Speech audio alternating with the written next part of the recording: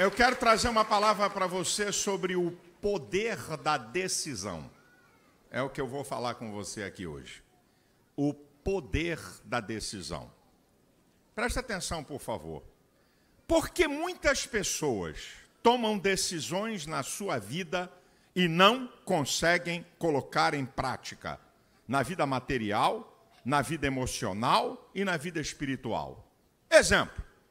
Não, eu não vou gastar mais do que eu ganho, eu não vou comprar coisa supérflua, e daqui a pouco está gastando mais do que ganha, e daqui a pouco está comprando coisa supérflua. Pessoas decidem e não conseguem colocar em prática. Quer ver uma outra questão? Não, esse relacionamento está me prejudicando.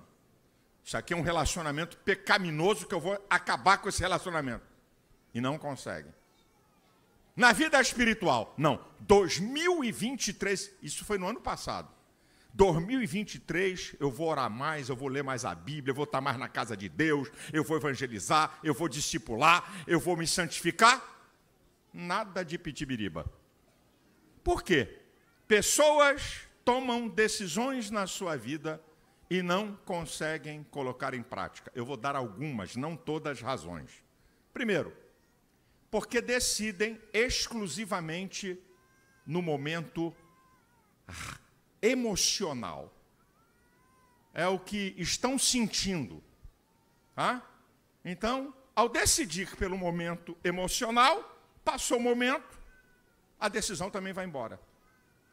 Porque decidem, muitas vezes, baseada no momento do desejo. Já viu aquele ditado, né, que o pessoal costuma, vontade dá e passa? Esse é um ditado válido. Desejo, só que é apenas no desejo, passou a vontade, passou também a decisão. Outras pessoas querem decidir exclusivamente na racionalidade, no que está pensando. Como você substitui pensamento, então, no momento você pensa que vai decidir em alguma área, daqui a pouco aquele pensamento foi substituído. Acabou. Não consegue tomar decisão. Por que pessoas decidem coisas na sua vida e não conseguem colocar em prática? Em quarto lugar, porque decidem baseado na opinião de outros. Como é a opinião de outros e não é a sua opinião, também vai por água abaixo. Por que pessoas tomam decisões na sua vida e não conseguem colocar em prática? Em quinto lugar, porque são dúbias, não sabem o que querem. Tiago 1,8 diz que o homem de coração dobre é inconstante em todos os seus caminhos. De manhã ele quer uma coisa, meio-dia quer outra, de tarde já mudou, viu uma coisa no jornal da TV, já mudou de novo, de noite, 7 da noite mudou, e antes de dormir, viu outro jornal e mudou de novo. Então a pessoa é dobre, é inconstante. Então ela toma uma decisão e muda, então não decide. Por que pessoas tomam decisão na sua vida e não conseguem colocar em prática? Porque querem que outros decidam onde ele tem que decidir. E como outros decidem, daqui a pouco ele se arrepende da decisão de outros, da sua vida. Por isso que tem gente frustrada, sabe? Indignada consigo mesmo, porque querem que outros decidam. Ei, será que você não acha que está na hora e está no tempo de você tomar as rédeas da sua vida? E parar de deixar a gente decidir? A gente decide vida de filhos pequenos. Você já é maior de idade. Já não está na hora de você tomar as rédeas da sua vida? Amadureça, cresça e decida. Porque pessoas tomam decisão na sua vida e não conseguem colocar em prática. Porque são pessoas muitas vezes dominadas pelo medo. E como tem medo de colocar em prática, porque tem medo de errar. Então tem medo. E o medo inibe potencial, o medo inibe escolha, o medo inibe decisões, o medo inibe atitudes.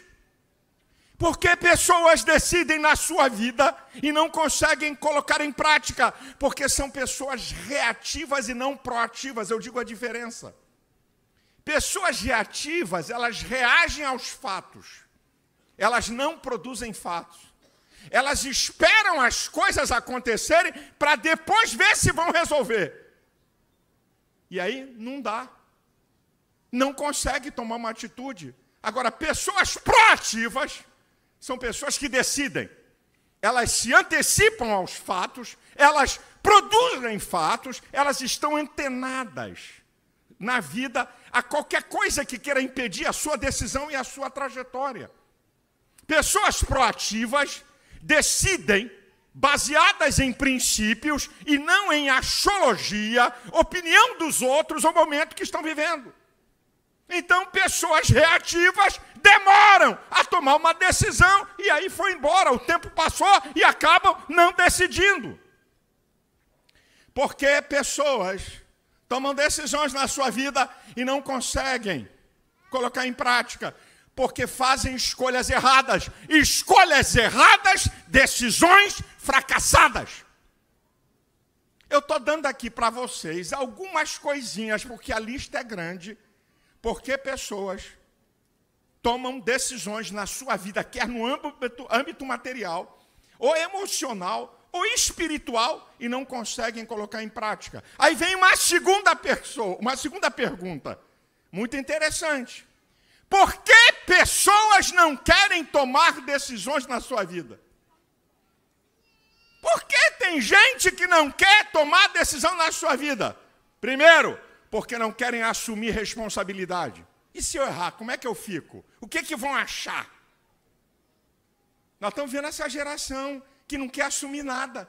Então, as pessoas não querem assumir responsabilidade. Então, prefiro não decidir e perde oportunidades da vida. Por que pessoas não querem tomar decisão na vida? Porque não querem correr risco. Sabe, as pessoas querem glória e vitória. Não querem fracasso e derrota. Então eu não quero correr risco. E se eu for derrotado? E se tiver um fracasso? Ele pensa que a vida é só vitória? Você pensa que a vida é só vitória? Deixa eu dizer uma coisa para você. O fracasso, a perda, o erro, a derrota nos ensina muito mais do que a vitória. Essas são verdades que eu estou colocando aqui. E terceiro, por que pessoas não querem tomar decisões na sua vida? Porque passam a vida toda permitindo que outros tomem decisões. Então ele espera pelo outro, é pelo pai, e o cara já é marmanjo, tem 30 anos e está esperando o pai decidir na vida dele. Tem alguém aí, fica quieto, te achei, mas fica na tua. É porque você, filha, já tem 25 anos, mas a mamãe tem que decidir. Então as pessoas não tomam decisão na vida, porque se acostumaram a deixar outros tomando decisão na sua vida. Então agora vem, porque eu tenho que dar uma resposta para você, já que eu estou falando sobre o poder da decisão. Eu estou mostrando primeiro o lado negativo para você entender. Por que pessoas decidem e não colocam em prática? E por que pessoas não querem tomar decisões? Eu disse algumas coisinhas, porque a lista é grande, é muito mais do que eu estou falando. Então eu passo como tomar decisões importantes na nossa vida. Então eu vou te dar uma receita. Como é que você pode tomar decisões importantes da vida material, da vida emocional, da vida espiritual? Aqui está o centro do poder da decisão. Aí eu vou pegar Daniel. Daniel, capítulo 1, versículo 8, diz: E Daniel assentou no seu coração não se contaminar. O centro do poder da decisão da nossa vida é o coração, mas não é só ele. E o que é coração? Mente, vontade e sentimentos. Mas existem outros elementos. E quando eu digo que tem outros elementos, você tem que entender que elementos fazem parte de um todo. Então, não adianta você usar um elemento que você não vai tomar decisão séria, importante e correta. Elementos. Você tem que usar tudo isso que eu vou falar a partir de agora. Se você quer tomar decisões em questões sérias da sua vida, vida material, vida emocional ou vida espiritual. Então eu começo com o centro do poder da decisão, que é o coração. Então eu vou tomar uma decisão importante na minha vida. Em primeiro lugar, minha mente. Porque tudo passa pelo processo mental. Em primeiro lugar, já disse isso aqui várias vezes. Você tem vontade? Primeiro você pensa. Você sente, tem emoções? Primeiro você pensa. Você vai escolher? Você pensa. Você vai agir? Você pensa. Então, primeira coisa, eu vou tomar uma decisão, tem que vir à minha mente, a minha inteligência, a minha capacidade de inferir, de refletir, de analisar, de comparar, de buscar informações, de buscar conhecimento, de verificar pessoas que passaram por essa decisão que eu estou tomando, o que é que aconteceu com elas, buscar conselhos de gente que tem autoridade para me aconselhar. Eu estou fazendo isso com a minha mente, com a minha inteligência. Aqui está o primeiro elemento. Então, primeiro eu tenho que pensar na decisão que eu vou tomar. Segundo lugar, vem aos meus sentimentos. Isso me faz bem? Isso me faz alegre? Você tem que fazer uma pergunta a teus sentimentos. Por isso que você não pode tomar decisões fundamentais da sua vida baseadas na racionalidade. Você tem que perguntar aos teus sentimentos. Isso vai me trazer alegria? Isso vai me trazer satisfação? Mesmo que eu passe por tribulações e angústias, lá na frente vai me fazer bem? Você tem que responder às suas emoções, aos seus sentimentos. Tem que passar por ele, depois tem que passar pela vontade, uma das faculdades mais poderosas da alma humana. A vontade interfere na consciência, a vontade interfere na mente humana, a vontade interfere nos sentimentos, porque é o que está mais ligado à natureza humana, o desejo. Então, tem que ir à tua vontade. É isso que eu desejo? Você tem que perguntar a tua vontade. Como é que você vai tomar uma decisão fundamental da sua vida? Eu não quero isso, não. Eu não gosto disso, não. Eu não tenho nem alegria por essa decisão. Meu filho vai quebrar a cara. Então, meu amado, você vai tomar uma decisão importante na sua vida? Mente, vontade, sentimentos. Ou mente, sentimentos e vontade. Não importa a ordem. Desde que a mente esteja em primeiro lugar. Aí você vai para outros elementos. Não acabou aí. Com a mente, vontade e sentimentos não é suficiente para você tomar decisões fundamentais da sua vida. Aí você tem que ir a seus princípios. O que é que nós temos nos nossos princípios? Crenças, valores e caráter. Como é que eu vou tomar uma decisão fundamental na minha vida que está chocando com minhas crenças? Quer um exemplo? Como é que eu vou decidir fazer um aborto? Se a minha crença diz que é crime, que é matar uma vida. Então eu não posso tomar essa decisão. Eu tenho crença. Como é que eu vou destruir um casamento por qualquer coisa? Eu tenho valor. Casamento é algo de muito valor. Está dentro dos meus princípios. E o meu caráter, o que é caráter? Um conjunto de atributos morais, intelectuais e espirituais que nos definem como pessoa e determinam nossas escolhas e nossas atitudes. Então, as decisões fundamentais da minha vida, mente, vontade, sentimento, meus princípios, crenças, valores e caráter. Aí eu estou pronto para fazer uma coisa que está dentro dos elementos. Escolha. Vocês já viram que as pessoas escolhem decisões fundamentais só porque estão sentindo? Por isso quebram a cara. Vocês sabiam por que pessoas quebram a cara em decisões só porque passou na mente? Olha quanta coisa aconteceu para eu agora estou pronto para fazer uma escolha, mas não acabou. A escolha é mais um elemento fundamental da minha decisão. Mente, vontade, sentimentos, meus princípios, crenças, valores e caráter. Eu estou pronto para fazer uma escolha, acabou aí? Não, tem mais um elemento. Fé! Eu tenho que crer na decisão que eu vou tomar. Como é que eu vou tomar uma decisão se eu não creio que isso é o melhor e isso é certo? Eu tenho que acreditar na decisão que eu vou tomar. Acabou por aí? Deixa eu te falar. Tem gente que vem até aqui, tudo que está até aqui é abstrato. Mente, vontade e sentimentos. Meus princípios, crenças, valores e caráter.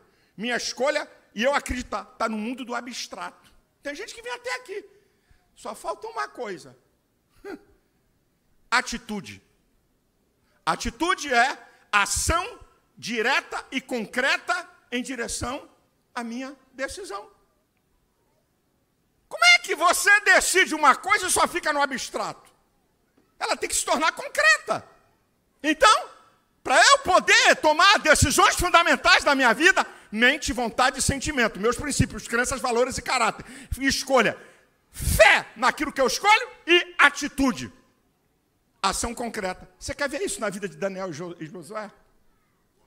Daniel assentou no seu coração não se contaminar. Ele usa o centro do poder da decisão. Mente, vontade e sentimentos. São os elementos. Qual é a ação concreta? Ele pede ao chefe dos eunucos para comer legumes e beber só água. Ação concreta.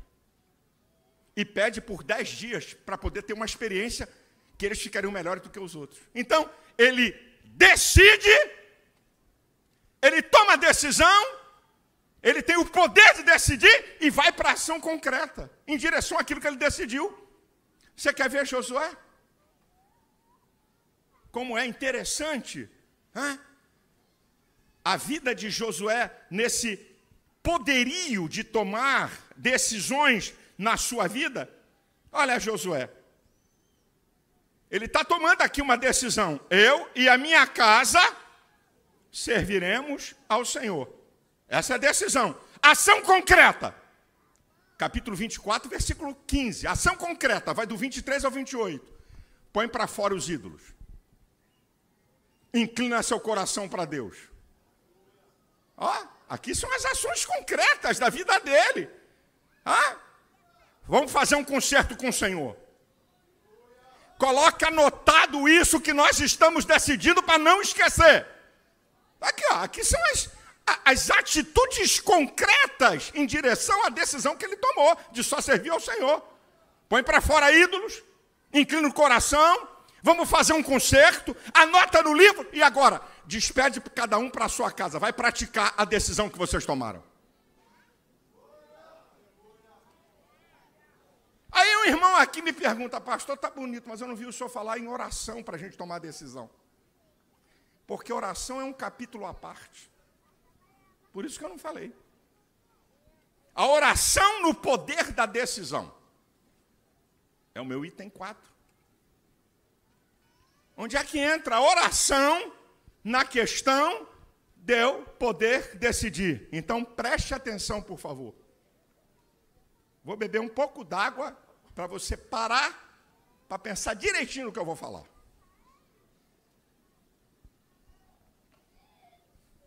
Existem decisões na minha vida que eu não preciso orar. Ai, isso é heresia. Sangue de Jesus tem poder. Calma.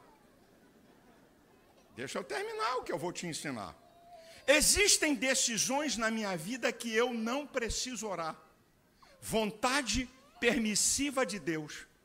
Deus permite eu fazer escolhas e tomar decisão. Ele não fez um robô. Ele fez um ser semelhante a ele.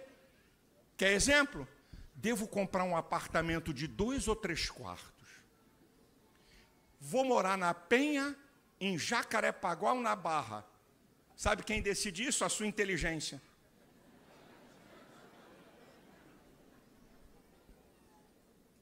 Você não precisa perguntar a Deus se vai comprar apartamento de 2 e 3 quartos. Você não precisa perguntar a Deus se vai morar na Penha, Jacarepaguá ou Barra. Você é um ser inteligente que tem que analisar a tua vida e a tua finança para saber onde é que você vai morar, que tipo de coisa você vai comprar. Eu não preciso orar a Deus. Existem decisões na minha vida que antecipadamente eu já sei o que é certo e errado. Eu não preciso orar. Vamos para Daniel? Daniel não precisava orar, Senhor, devo comer essas guloseimas todas. Essa comida da Babilônia é fenomenal. Ela é oferecida a demônios. Posso comer? Não precisa perguntar. Já sabia que era errado. Josué não precisa perguntar, Senhor, devo colocar para fora ídolos ou não? Ele não precisa orar. Ele tem uma informação antecipada do que é certo e errado. Agora segura aí, irmão. Você sabe que tem crente hoje orando por coisas que a Bíblia já tem a resposta. Como ele não conhece, ele está fazendo oração inócua. Você está orando por coisas que a Bíblia já revelou para você tomar decisão, meu filho. Então você me pergunta, pastor, quando é que eu tenho que orar para eu tomar decisões fundamentais na minha vida? Primeiro, quando eu quero que a minha decisão seja correta e não tenha erro. Quando eu tenho dúvidas, apesar de passar por todo o processo dos elementos, eu ainda tenho dúvida, eu preciso de uma direção certa de Deus. Quando eu quero que a minha decisão seja a melhor e a maior. Exemplo, eu fui aprovado em 2 concursos e os 2 são bons. Qual será o melhor? Não sei. Eu vou pedir a Deus. Eu tenho 2 coisas boas. Qual a melhor? Qual a que vai me levar a um nível melhor? Então eu vou falar com Deus. Quando eu quero que a minha decisão esteja totalmente submissa à vontade de Deus. 1 João 5,14 diz, esta é a confiança que temos nele. Se pedirmos alguma coisa dentro da sua vontade, ele nos ouve. Eu quero que a minha decisão esteja totalmente submissa à vontade de Deus, então eu vou falar com ele. E eu estou falando de decisões fundamentais da minha vida, do campo material, emocional e espiritual. Desculpa, mas eu tenho que dizer um negocinho aqui. Antes de eu prosseguir. Você não precisa, segura aí, não vai embora não. Fica quietinho aí. Você não precisa, Senhor, devo me divorciar ou não dessa mulher? Você não precisa fazer essa pergunta, Deus tem a resposta na Bíblia. Só tem uma cláusula para você se divorciar, adultério. Não é isso? Então pode ficar casado e decide amar a pessoa. Meu filho, eu estou com a Bíblia. Você está orando? Ai, eu preciso revelar. Deus vai matar esse homem ou não vai matar? Senhor, me revela. Não é macumba gospel, mas Deus vai matar ou não vai matar? Eu estou orando a Deus, já fiz 40 dias de jejum e Deus ainda não me respondeu. Não precisa! Já tem uma resposta antecipada na sua palavra. Se você crê em Deus, crê na palavra e é membro do corpo de Cristo. Agora, se você ora, porque você quer de Deus uma direção correta para a tua decisão, você tem que fazer 2 coisinhas, queridos, que estão terrivelmente interligadas. Uma está no Salmo 27, versículo 14. Espera, pois, no Senhor. Anímate. Ele fortalecerá o teu coração. Espera, pois, no Senhor. Espera a resposta. Fala com Deus e toma atitude? Então, para que falou com Deus? E uma outra coisa que está ligada com isso está em Romanos 8, 25. Se esperamos o que não vemos, com paciência o esperamos. Então, tenha paciência. Aguenta firme, até a hora de Deus te responder. É o que eu e você precisamos entender dessa questão. Agora, número 5. Verdades fundamentais sobre a questão do poder da decisão. Verdades fundamentais que eu quero te falar sobre o poder da decisão. Primeiro, as mais importantes decisões da minha vida têm um caráter pessoal. Eu decido. Deus não decide.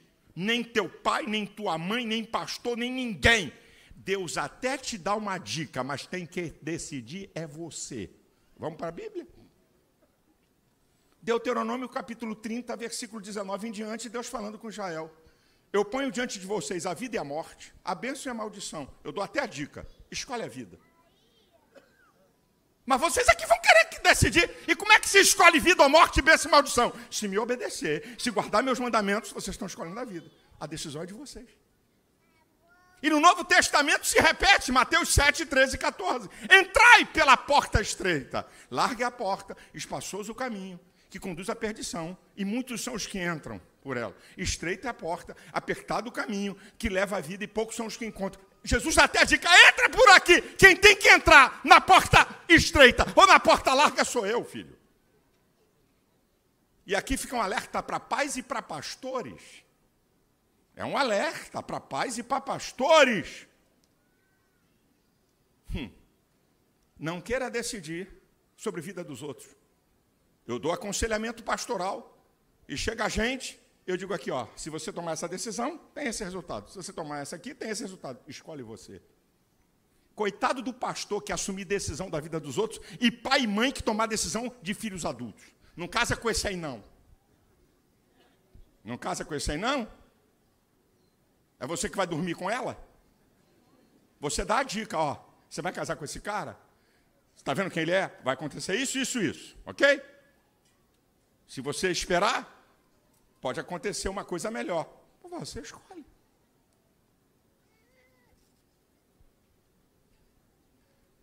Dois. Decisões decidem o futuro. Olha Josué. Ele decide antes do deserto servir a Deus. Ele decide no deserto obedecer a Deus e a Moisés. Ele decide obedecer a Deus, como é que ia ser a conquista de Canaã. Ele decide a vida toda. Ele decide a vida toda, minha gente. Josué decide a vida toda. Isso aqui é muito interessante. Em Números 14:30, pela decisão dele de Calebe, só os dois de 600 mil homens que saíram do Egito entraram em Canaã. Por causa da decisão. Em Josué 4:14, diz assim, que o Senhor engrandeceu a Josué. E temeram a Josué todos os dias da sua vida, assim como temeram a Moisés. Resultado da decisão dele. Josué 24:31 diz assim, Israel serviu ao Senhor todos os dias da vida de Josué. Ele é um homem de decisão, e decisão traz resultados positivos ou negativos, conforme a decisão que você quer. Até quando você não toma decisão, você está decidindo. Eu não decido orar, eu não decido vir à igreja, eu não decido ter vida com Deus, está decidindo. Não existe em cima do muro e neutro. Até quando você não toma atitude, você está decidindo. Isso aqui é muito interessante, meu irmão. Terceiro, toda decisão tem um preço a pagar, por menor que seja. Toda a tua decisão vai pagar um preço, por menor que seja. Tem decisões que o preço é grande, tem decisões que o preço é menor. A decisão de Josué? Números 14:10, o pessoal queria apedrejar ele. Ele sofreu rejeição e discriminação por causa da decisão de servir exclusivamente a Deus e acreditar nas promessas de Deus. Tem um preço a pagar. Mas toda decisão tem uma glória a receber.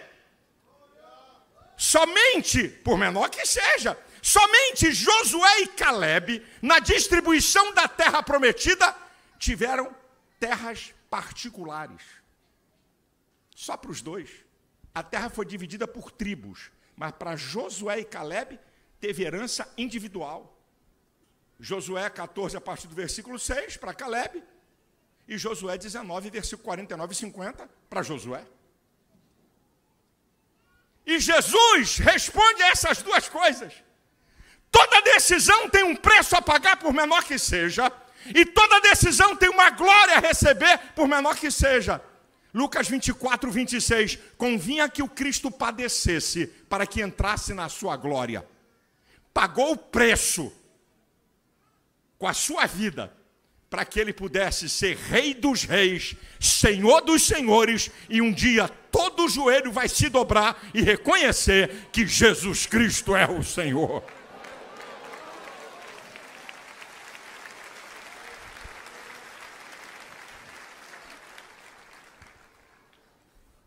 Agora a chapa vai esquentar um pouquinho. É, meu pai? O irmão nem viu, já está dizendo, é meu pai.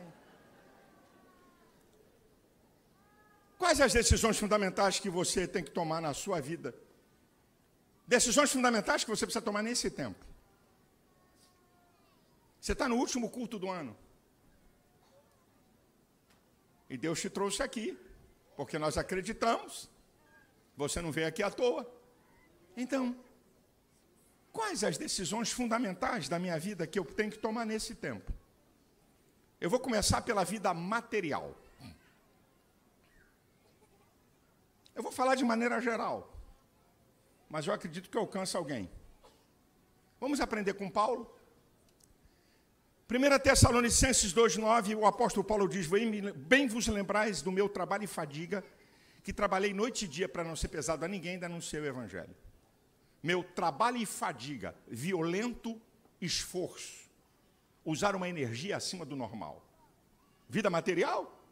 Está precisando de mais dinheiro? Trabalhe mais. Ah, tem que fazer um curso para ser promovido? Estude mais, esforço. O apóstolo Paulo diz em 2 Tessalonicenses 3,8: nem de graça comemos pão de homem algum, mas com trabalho e fadiga, para não ser pesado a ninguém. E depois o mesmo apóstolo Paulo, em 1 Tessalonicenses 4, 11 e 12, ele vai dizer: procurei viver de maneira tranquila, cuidando dos seus próprios negócios, trabalhando com as suas próprias mãos, para que andeis honestamente com os que estão de fora e não necessiteis de coisa alguma, para deixar de ser pidão. Trabalhe mais. Não está dando para trabalhar 8? Trabalhe 12. Para que Paulo está dizendo? Viva quieto, cuide dos seus negócios, trabalhe com as suas mãos, para que você possa ter uma vida honesta e não precisar de ninguém.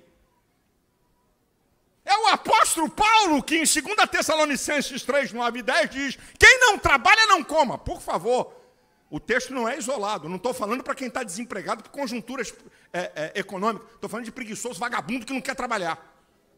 E é o que Paulo está tratando. Tem esse mandamento: quem não quer trabalhar não coma. Está sustentando filho vagabundo, irmão, com a tua pensão? Minha irmã, sustentando o marido vagabundo que fica em casa, acorda 11 horas e tu botando para quebrar de 6 da manhã a 6 da tarde? Quem mandou vir hoje aqui no culto?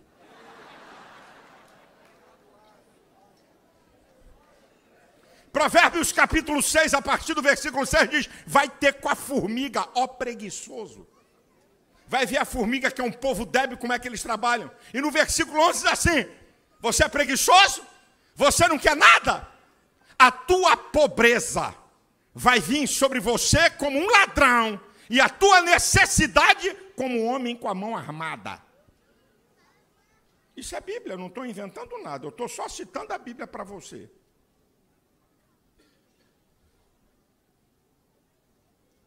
A Bíblia também diz uma coisa interessante, em Romanos 12, 16. Não ambicioneis as coisas altas, mas acomodai-vos às humildes. O que é isso, pastor? Não queira uma coisa além da tua capacidade. É isso que Paulo está ensinando. Não queira uma coisa muito alta que você não vai atingir. Estamos falando de questões da vida material, que a Bíblia, de maneira sensacional, coloca.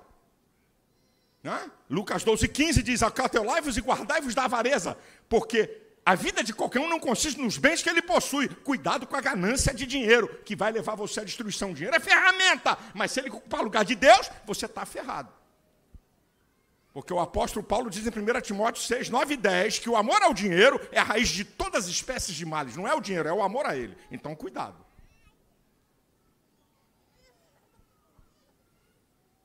Segundo lugar, quem sabe alguma área da vida material que você tem que decidir hoje, para entrar em 2024 diferente. 2, vida emocional e familiar. Quem sabe você tem que tomar decisões na vida emocional e familiar. Vida emocional. Vamos lá. Hebreus 12, 15. Ninguém se prive da graça de Deus, brotando alguma raiz de amargura, vos perturbe e por ela muitos se contaminem. Cuidado com raiz de amargura, coisa que falaram para você, mal que te fizeram. Muito cuidado com questões emocionais. Vai travar você, vai deixar uma ferida na tua alma e que vai doer e vai machucar. Foi Jesus, na oração do Pai Nosso, Mateus 6, 14 e 15, que disse, se você quer perdão de Deus, você tem que liberar perdão. O perdão de Deus está condicionado a eu perdoar aqueles que me fazem mal. Isso é Bíblia, isso é cristianismo. E o apóstolo Paulo diz em 2 Coríntios 2, 10 e 11, a quem vós perdoardes, eu também. Faço isso na presença de Cristo, para que não sejamos vencidos por Satanás, porque não desconhecemos os seus ardis. O que Paulo está dizendo? Quando eu não libero perdão, quando eu guardo mágoa, rancor, eu dou legalidade ao diabo na minha vida. Eu estou citando a Bíblia para você, filhinho. Eu não estou inventando o livro da carochinha. Romanos 13, 8 diz, a ninguém devais coisa alguma a não ser o amor, porque o amor manifesta perdão, manifesta misericórdia, manifesta compaixão. Vida familiar. Interessante. Diferença entre casados e solteiros. 1 Coríntios 7, a partir do versículo 32, diz que há diferença entre casados e solteiros. Os casados em como agradar o cônjuge. Os solteiros em como agradar o Senhor. O que Paulo está ensinando? Que a minha prioridade no casamento é agradar essa santa, lindíssima, maravilhosa, que está aqui na minha frente. É minha prioridade. Os solteiros, porque tem mais tempo, a prioridade de servir com mais tempo ao Senhor. Eu estou dizendo na Bíblia. Então a tua prioridade é agradar a tua mulher. E o que eu acho interessante, aí eu vou pegar os homens aqui, é que o cara casa e quer continuar com vida de solteiro. Mas você casou, meu brother?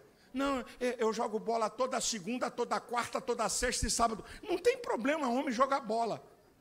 A questão é que a tua prioridade está equivocada. Tu está com a prioridade de solteiro no casamento. E a mulher diz, eu não estou dividindo bola eu não estou dividindo meu marido com bola nenhuma.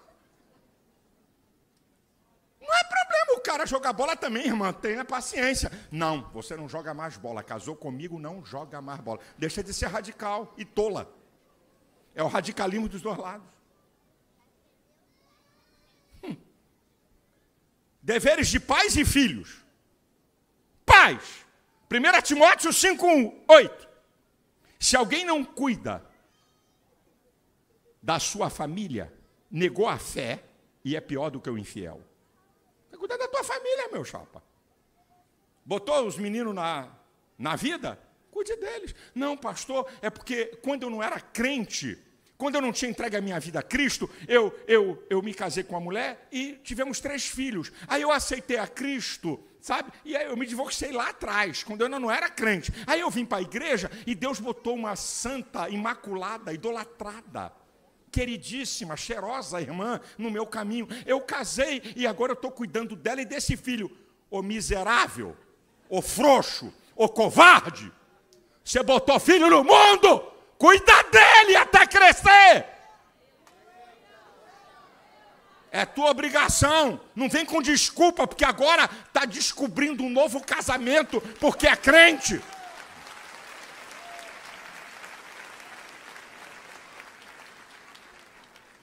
São deveres dos pais. Ensina a criança no caminho que deve andar. Provérbios 22, 6. Não provoque a ira dos filhos, isso é, não use o poder para massacrar filho. Efésios 6, 4. E os filhos? Efésios 6, 1 e 2. Obedeça e honra teu pai e tua mãe, que é o primeiro mandamento com promessa. Vida conjugal. Vou até beber um pouco d'água. Ah, Jesus. Vida conjugal. A irmã está aí, fala, Jesus. Eu vou falar e vou falar coisa aqui. Não sei se a irmã vai dar glória, mas vou falar. Hebreus 13, 4 diz, venerado seja o matrimônio e o leito sem mácula. Os que se dão ao adultério, Deus o julgará. O leito do casamento é o leito de fidelidade. Mas tem mais, essa aqui, meu irmão. A minha classe. Os machos.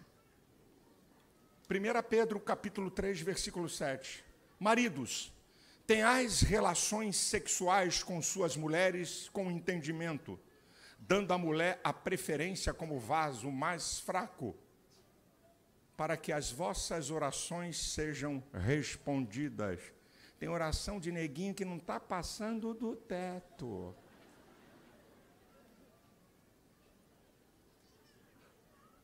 Maridos têm as relações sexuais com suas mulheres com entendimento.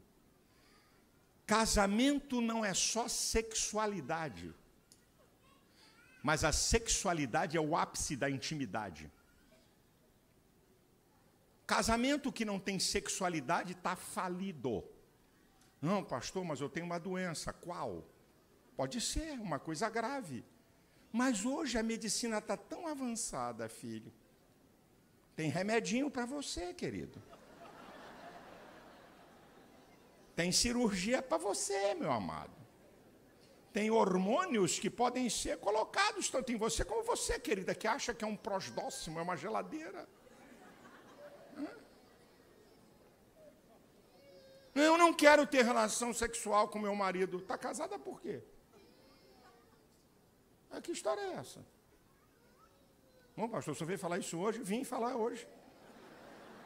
Porque todo dia tem atendimento pastoral aqui, eu sei, minhas pastoras que atendem, eu sei. Eu não quero ter relação com meu marido. Então está casada por quê? Como é que é essa história? E outra, minha gente, eu queria entender esse negócio. Jesus falou em Marcos 10, 8. Deixará o homem, seu pai e sua mãe, unir-se a sua mulher e serão ambos uma só carne. Unicidade, ó, unidade. Casamento não é unidade, casamento é unicidade. Duas coisas que se fundem para serem uma. Você sabe qual é o exemplo do casamento na Bíblia? A unicidade da Trindade. Eu e o Pai somos um. Só para a Trindade e para o casamento Deus fala para serem um. Como é que você dorme num quarto e tua mulher em outro? Como é que é esse negócio aí? Eu queria entender esse negócio aí, meu irmão. É para serem um. A gente discute, a gente discorda. Também no meu casamento tem isso, mas eu tenho um objetivo comum. Como é que é esse negócio? Não, estou dormindo com a minha filha. Eu estou dormindo com meu filho. Está tudo errado, rapaz. Está tudo errado, minha irmã. Você está dando legalidade ao diabo para fazer uma arruaça no teu casamento. Eu estou aqui falando aqui de Bíblia. Para casados e solteiros, 1 Coríntios 6,18, fugir da prostituição, é os pecados da área sexual fora do casamento, confirmado em Apocalipse 21,8, que os fornicários, os que praticam atos sexuais fora daquilo que a Bíblia diz, vão para o inferno. Meu Deus!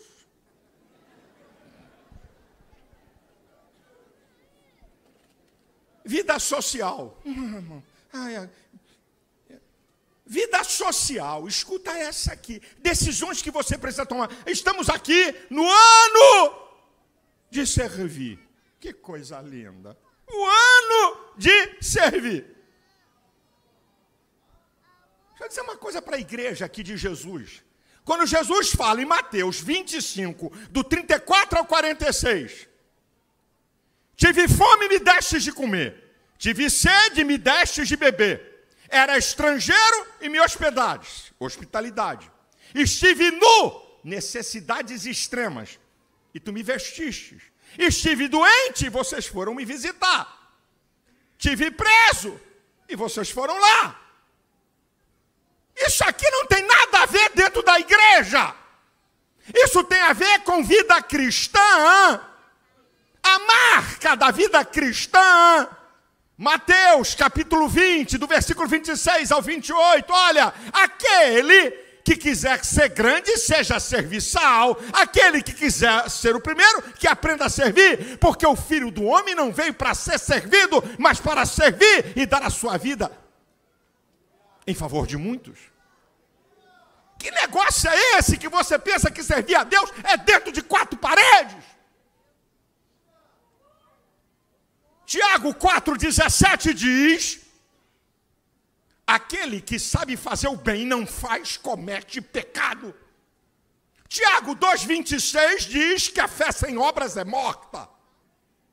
Mateus 5,16 diz: assim resplandeça a vossa luz diante dos homens, para que vejam as vossas boas obras Que obras estão vendo que você está fazendo?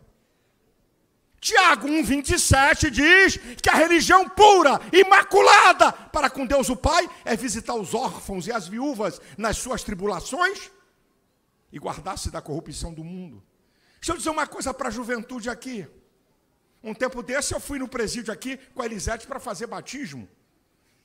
Eu não tenho conta de quantas vezes eu fui no batismo. Eu pergunto, de presídio ou de cultos em presídio, na época da juventude, todo mês eu carregava 200 jovens para um culto no presídio militar, que onde hoje é o 22º Batalhão. Eu pergunto, você já foi a um presídio? Você já entrou num hospital para fazer uma visita? Você já foi? Você atende alguém que você conhece e que tem uma necessidade? Tem que ficar esperando o pastor da ordem e mandar fazer alguma coisa? Que cristianismo falido, sem vergonha é esse? A marca do cristianismo é servir. Efésios 6,8 diz, o Senhor vai recompensar cada um todo o bem que fizer. Aquele cara que vive na esquina da tua rua, que você vê sempre, você já olhou que você pode ajudá-lo? Aquele vizinho que está em dificuldade, você já pensou que você pode levar uma compra? Você está servindo a quê, meu irmão? Não se serve a Deus se não servir a homens. O princípio bíblico para servir a Deus é servir pessoas. Eu vou ficar colocando o tema aqui para quê? O que é que você pode fazer fora dessas quatro paredes? A nossa vocação é servir, porque para servir a Deus tem que servir a pessoas. Qual o irmão que você sabe que está doente e você foi fazer uma visita? Qual o irmão que você sabe que está afastado e você foi lá? A quem você convida e paga um Uber para trazer para a igreja? Nós estamos enganados, gente. Nós estamos enganados. Quando nós falamos de vida social, não vou entrar aqui em detalhes, mas você lê a Efésios do capítulo 6, do versículo 5 ao 9.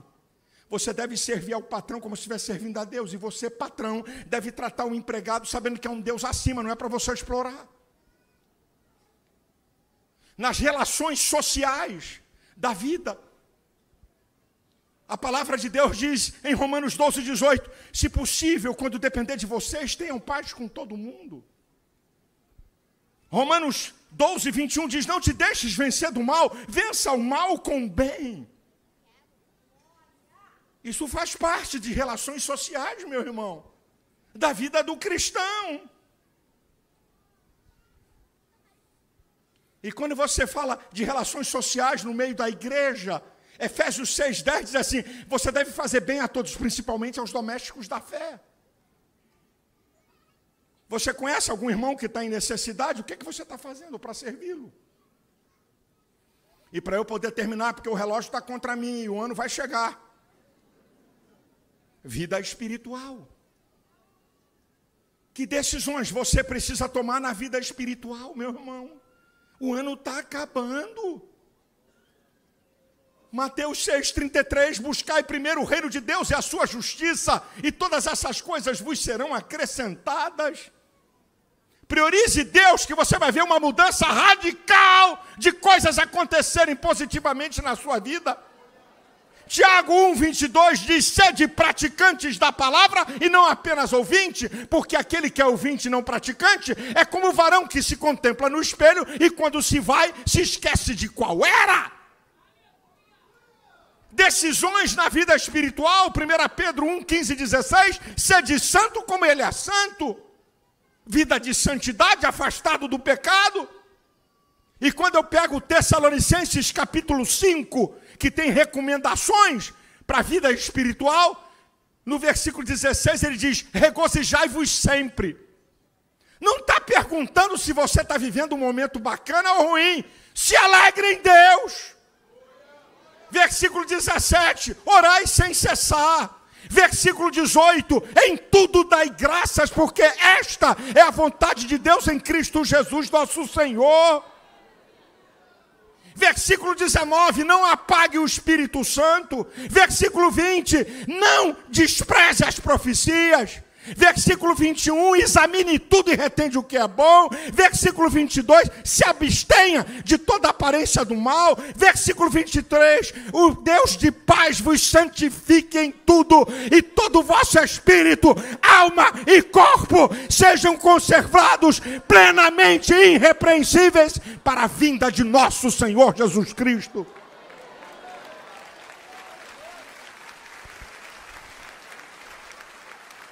Qual a decisão na vida espiritual? Você está aqui, é pela primeira vez, acompanha a tua família. Atos 3,19, arrependei-vos e convertei-vos para que sejam apagados os vossos pecados e venha o tempo de refrigério pela presença do Senhor. Isaías 55,6, buscai ao Senhor enquanto se pode achá-lo, Ele está aqui essa noite, busque que você vai encontrá-lo.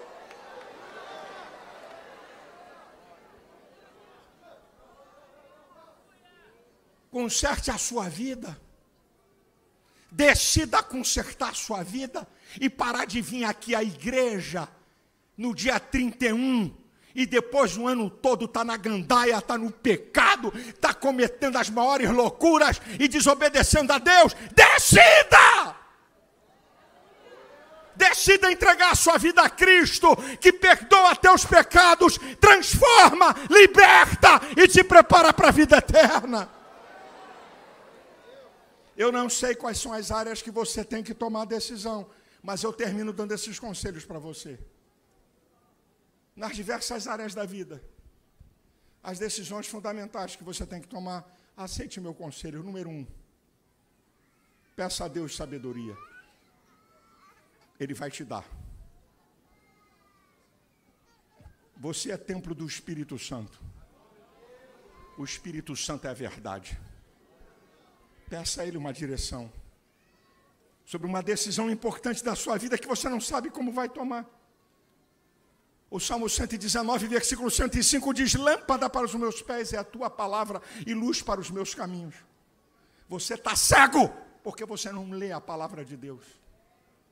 Salmo 119, versículo 130 diz, a exposição da tua palavra dá luz e entendimento aos simples. Você não tem entendimento para tomar decisão porque esse livro vive fechado na tua casa e na tua vida. E para terminar, qualquer decisão que você for tomar na sua vida, passe por isso. 1 Coríntios 10:30. Quer comais, quer bebais, quer façais outra qualquer coisa, fazei tudo para a glória de Deus. Decida para a glória de Deus. Na vida material, emocional, familiar e espiritual, decida! Decida! Decida! Essa é uma noite para você decidir a sua história.